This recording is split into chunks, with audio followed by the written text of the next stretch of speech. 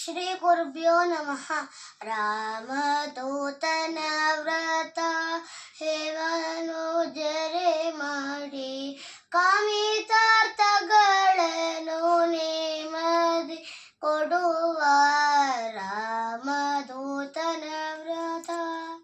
ಕಲಶದೊಳಗೆ ಪಂಪ ಜಲಜನೇತ್ರೆಯ ಪೂಜಾ ಹಲವು ಸಾಧನದಿಂದ ಮಾಡುವುದು.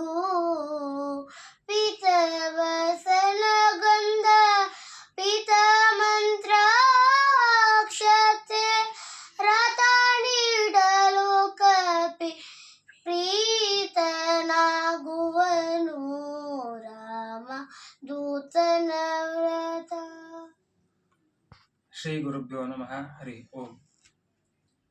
ಮಾರ್ಗಶೀರ್ಷ ಶುಕ್ಲಪಕ್ಷ ತ್ರಯೋದಶಿ ದಿವಸ ನಾವೆಲ್ಲರೂ ಕೂಡ ಆಚರಣೆ ಮಾಡಬೇಕಾದಂತಹ ಉತ್ತಮವಾದಂತಹ ಹನುಮದ್ ವ್ರತದ ಒಂದು ಚಿಂತನೆಯನ್ನು ನಮಗೆ ಬೆಟ್ಟದ ಹುಚ್ಚಾಚಾರ್ಯರು ನಮಗೆ ಸುಂದರವಾದ ಈ ಕೃತಿಯಲ್ಲಿ ನಮಗೆ ತಿಳಿಸಿಕೊಡ್ತಾ ಇದ್ದಾರೆ.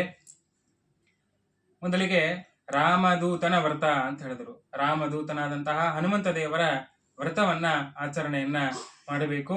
ಅದು ಎಲ್ಲ ಮನುಷ್ಯರು ಅಂದ್ರೆ ಹೇ ಮನುಜರೇ, ಎಲ್ಲ ಮನುಷ್ಯರೇ ಆ ವ್ರತವನ್ನ ಆಚರಣೆ ಮಾಡ್ರಿ, ಎಲ್ಲ ಇಷ್ಟಾರ್ಥ ಕೂಡ ನಿಮಗೆ ಸಿದ್ಧಿಸ್ತದೆ ಅಂತ ಇಲ್ಲಿ ಹೇಳ್ತಾ ಇದ್ದಾರೆ.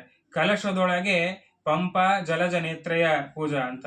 ಮೊದಲಿಗೆ ವ್ರತದ ಪ್ರಾರಂಭದಲ್ಲಿ ಪಂಪಾ ನದಿಯ ನೀರನ್ನ ಕಲಶದಲ್ಲಿ ತುಂಬಿಸಿ ಕಲಶ ಪೂಜೆಯನ್ನ ಮಾಡಬೇಕು. ಹಲವು ಸಾಧನದಿಂದ ಎಲ್ಲ ಧೂಪ ದೀಪ ನೈವೇದ್ಯ ಎಲ್ಲ ಇತ್ಯಾದಿ ಷೋಡಶೋಪಚಾರ ಪೂಜೆಗಳನ್ನ ಮಾಡಬೇಕು ಅಂತ ಹೇಳ್ತಾ ಇದ್ದಾರೆ. ಅದರಲ್ಲಿ ಪೀತವಸನ ಅಂದ್ರೆ ಹಳದಿಯ ವಸ್ತ್ರವನ್ನ ಉಟ್ಕೊಳ್ಳಬೇಕು, ಮತ್ತೆ ಹಳದಿಯ ಮಂತ್ರಾಕ್ಷತೆಯನ್ನ ಏರಿಸಬೇಕು ಅಂತ ರೀತಿಯಾಗಿ ತಿಳಿಸ್ತಾ ಇದ್ದಾರೆ. ಹೀಗೆ ಮಾಡೋದ್ರಿಂದ ಕಪಿ ಪ್ರೀತನಾಗುವನು ಅಂದ್ರೆ ಮುಖ್ಯ ಪ್ರಾಣ ದೇವರ ಅವತಾರವಂತಹ ಹನುಮಂತ ದೇವರು ಅವರು ಪ್ರೀತರಾಗ್ತಾರೆ ಎಂಬುದಾಗಿ ತಿಳಿಸ್ತಾ ಇದ್ದಾರೆ. 13 ತಂತು 13 ಗ್ರಂಥಿ ಯುಕ್ತದೋರವನರ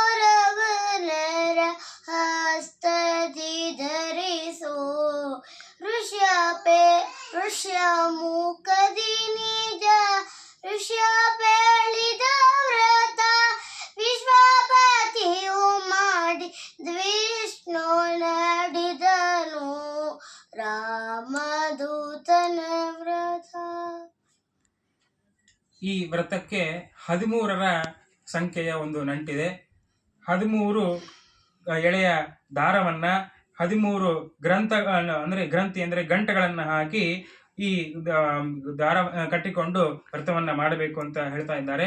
ಋಷ್ಯಮುಖ ಪರ್ವತದಲ್ಲಿ ಆ ಋಷಿಗಳ ಒಂದು ತಿಳಿಸೋದ್ರಿಂದ ವಿಶ್ವಪತಿ ಅಂದ್ರೆ ರುದ್ರದೇವರು ಈ ವ್ರತವನ್ನ ಆಚರಣೆ ಮಾಡಿ ವಿಷ್ಣು ನಳಿದನು ಅಂತ ಅಂದ್ರೆ ಶತ್ರುಗಳನ್ನ ಸಂಹಾರ ಮಾಡಿದರು ಅಂತ ರೀತಿಯಾಗಿ ತಿಳಿಸ್ತಾ ಇದ್ದಾರೆ. ವ್ಯಾಸ ಮುನಿಯೋ ಪ್ರಥ ಕೂಸುಗಳಿಗೆ ಪೇಳಿ ತೋಷದಿ ಗಜ ಪೂಲಿ ಕೋಶ ನೀಡಿದನು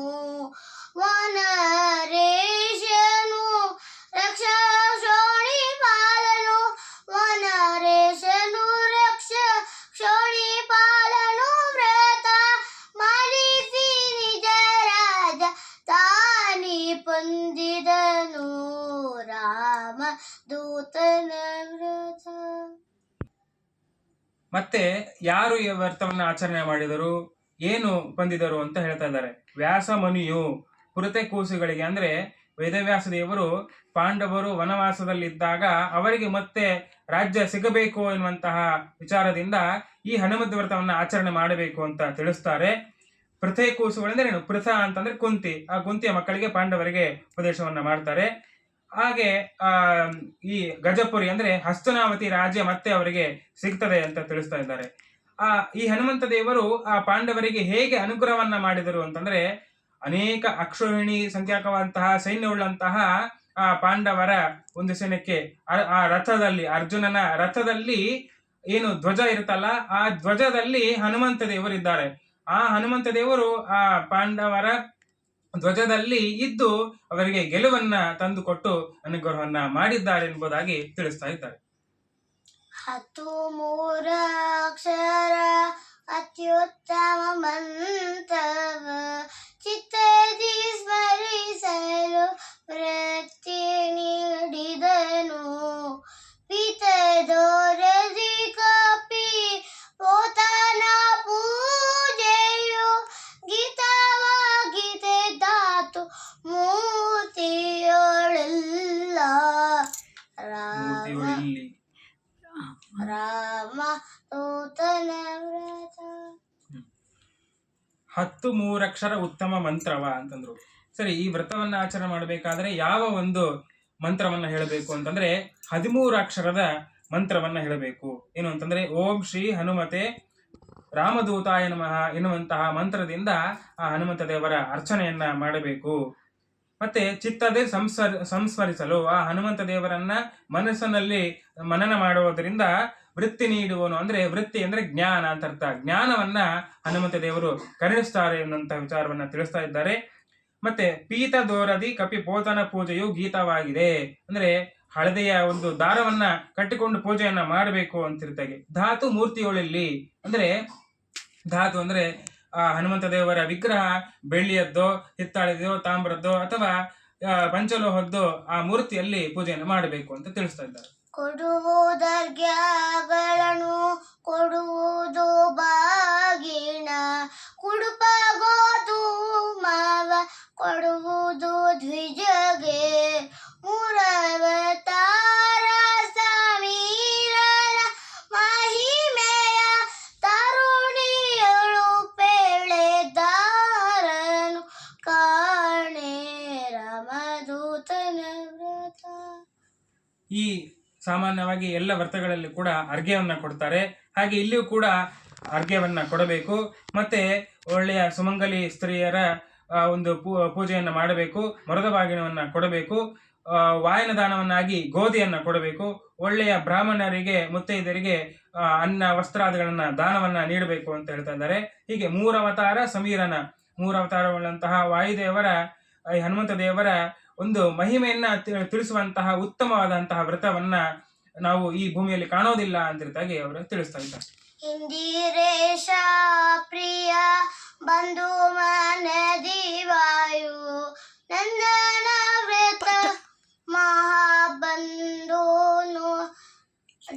ಸೀದಾ. ಇಂದಿರೇಶ ಪ್ರಿಯ ಬಂಧು ಮನದಿ ವಾಯು ನಂದನ ವ್ರತ ಮಹಾವಂದ ಬಡಿಸಿದ.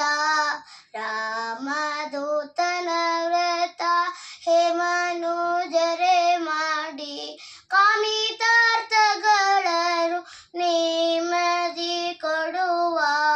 ರಾಮದೂತನ ವ್ರತ ರಾಮದೂತನ ವ್ರತ ರಾಮದೂತನ ವ್ರತ.